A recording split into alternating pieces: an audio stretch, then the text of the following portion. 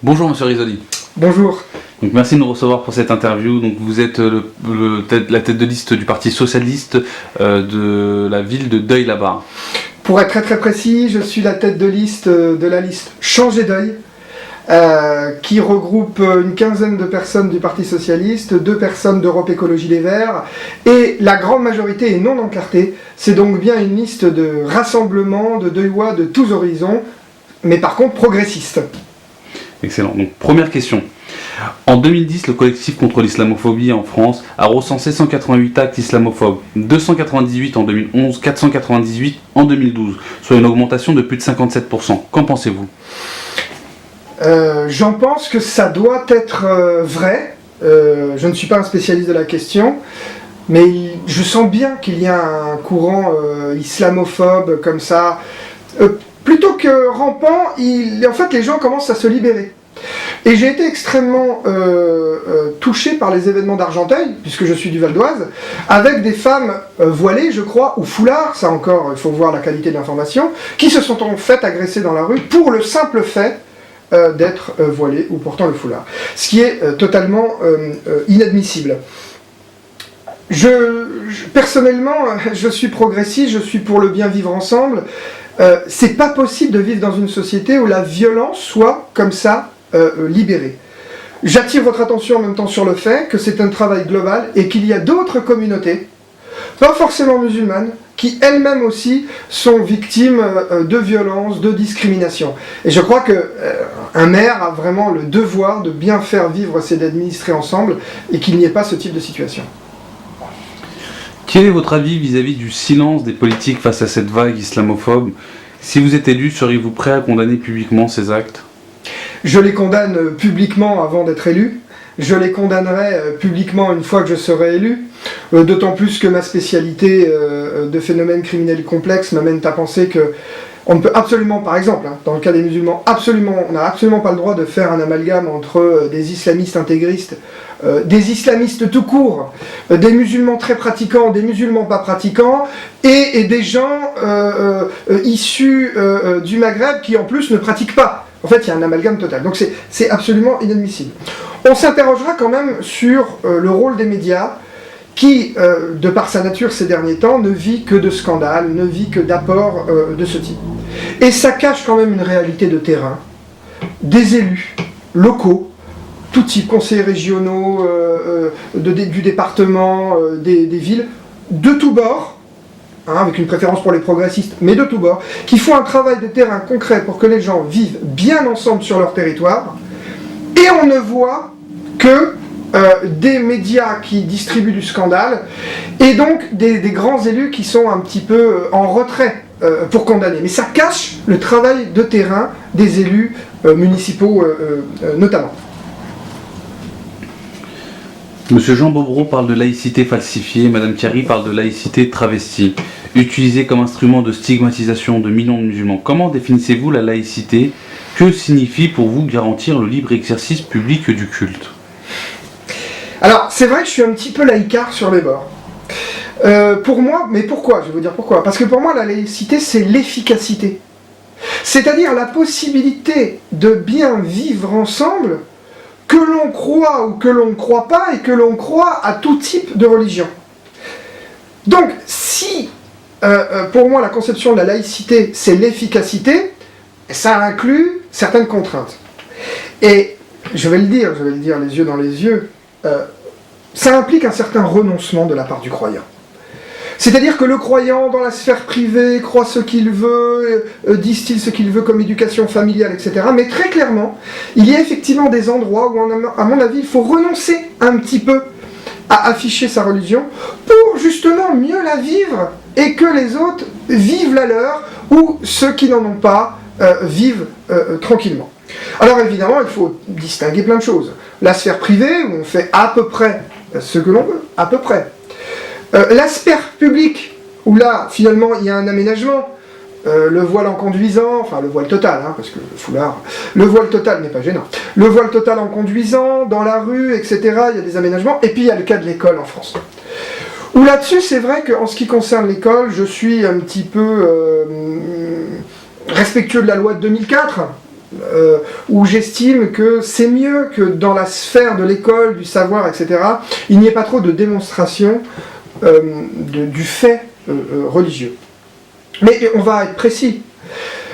Ça ne veut pas dire que, au contraire, les mamans qui veulent accompagner les enfants dans le périscolaire, il ne faut pas que des mamans françaises, non-croyantes, etc. C'est tout l'inverse. Il nous faut aussi les mamans, et c'est souvent les plus impliquées. Alors il y a cette question, est-ce que dans le périscolaire, elles doivent par exemple renoncer au port du foulard? C'est une question vraiment délicate. Une fois encore, je serais pour ce renoncement. Mais par contre, il y a une manière de faire. C'est-à-dire qu'on ne peut pas exclure la maman qui vient d'arriver pour accompagner les enfants à la piscine sous prétexte qu'elle a un foulard. On laisse passer pour une fois et on essaye de discuter et on fait un contrat. On leur dit, voyez, pour nous, ça c'est important. Est-ce que vous pouvez éventuellement renoncer à ça? Vous voyez, ce sont des choses qui se font avec la manière, parce que sinon on est dans l'exclusion, et en fait on arrive à l'inverse de ce qu'on voulait faire. C'est le grand problème de cette laïcité excessive. Donc voilà, je suis assez laïcard dans l'application et notamment à l'école, mais je pense qu'il y a une manière de faire.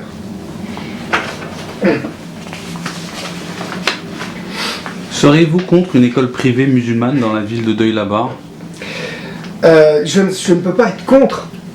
Il y a des écoles privées catholiques, il y a des écoles privées juives, non loin d'ici, je ne peux pas être contre. J'ai deux choses à dire sur les écoles privées en général. La première, c'est que je pense que l'école privée doit être proactive et faire un effort pour avoir en son sein des gens qui ne sont pas de la confession dont elle défend les préceptes. C'est-à-dire qu'on ne peut pas prôner la diversité et qu'une fois encore cette diversité se retourne et que ça devienne une école communautariste.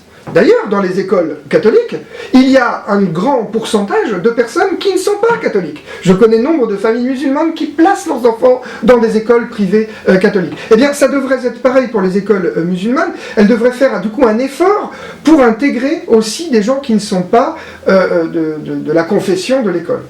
Et du coup, j'en viens à une petite chose pour moi. L'école privée, ça peut être parfois interprété un peu comme une défaite de l'école publique. Je m'explique. C'est pour moi difficile d'entendre des familles de la classe moyenne qui a peur de perdre son travail, qui en a déjà perdu un sur le couple, placer ses enfants à l'école privée sous prétexte que l'école publique, en général du quartier populaire, ne fait plus la mission. Enfin, la famille estime que l'école publique ne fait plus la mission. Donc, si vous voulez, c'est là-dessus qu'il faut travailler. Je ne suis pas contre une école musulmane, mais il faut travailler aussi sur l'école publique qui ne doit pas générer une aspiration à créer sans arrêt des écoles privées confessionnelles. Concernant le lieu de culte sur Deuil-la-Barre, quelle est la situation? Alors, on n'a pas de lieu de culte déclaré. Personnellement, c'est simple. Je vis dans l'exemple des prières de rue à Paris dans les années 90-2000. Où on nous expliquait que la laïcité, c'est que l'État ne peut pas construire des lieux de culte. Oui, c'est vrai dans l'absolu. En réalité, il peut aider à des recherches de financement, trouver le terrain, enfin, c'est comme ça que ça se fait. Et je constate que la prière dans la rue ne fait que attiser les défiances entre les communautés, et que je crois qu'il est du devoir, à un moment, d'une mairie, d'encadrer, de réguler et de permettre que des croyants aient un lieu de prière respectable. Donc voilà, il faut respecter la loi. Il ne faut pas que la mairie se substitue au pouvoir religieux très clairement, mais il est quand même de sa responsabilité, une fois encore pour le bien vivre ensemble, d'aider parfois à ce que les croyants aient un endroit pour prier, un endroit correct. Proposerez-vous à la cantine publique des repas végétariens? Écoutez, oui, des repas végétariens, des repas bio, des repas équilibrés, de bonne qualité, de proximité, pas avec des produits qui viennent d'Afrique du Sud ou que sais-je, alors qu'on a ce qu'il faut pour nourrir nos enfants en Île-de-France. C'est un tout. Je voudrais pas envoyer un signal en disant je donne un blanc-seing à une communauté qui mange halal, par exemple, ou à d'autres. Mais je crois que là, on pourrait faire un geste où effectivement se retrouver autour du plat végétarien élaboré remplirait un certain nombre de critères dans les cahiers des charges pour le bien de l'enfant. Et ce geste, une fois fait, pourrait rentrer dans le contrat qu'on établirait avec les accompagnants pour le périscolaire qui renonceraient peut-être à une partie, vous savez, de l'exposition du fait religieux par le foulard ou à d'autres. Vous voyez, on gagnerait sur un terrain, et d'un autre côté, on respecterait une forme de laïcité forte à l'école. Au sein de la ville de Deuil-la-Barre, le cimetière dispose-t-il d'un carré musulman? Sinon, l'envisageriez-vous? Non, pas à ce jour. C'est pareil, ça ne me pose pas de problème.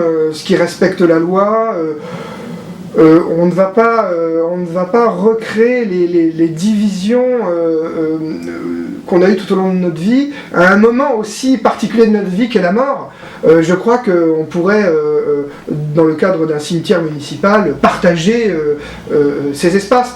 Là-dessus, j'ai pas trop de problème. On pourrait avoir aussi une réflexion à l'échelle de la communauté d'agglomération de la vallée de Montmorency, pour savoir si voilà, il y aurait des cimetières qui seraient plus disponibles. Mais quand je dis ça, je veux pas montrer que je n'en voudrais pas à Deuil-la-Barre. Il y a peut-être une réflexion à avoir sur plusieurs communes. Excellent.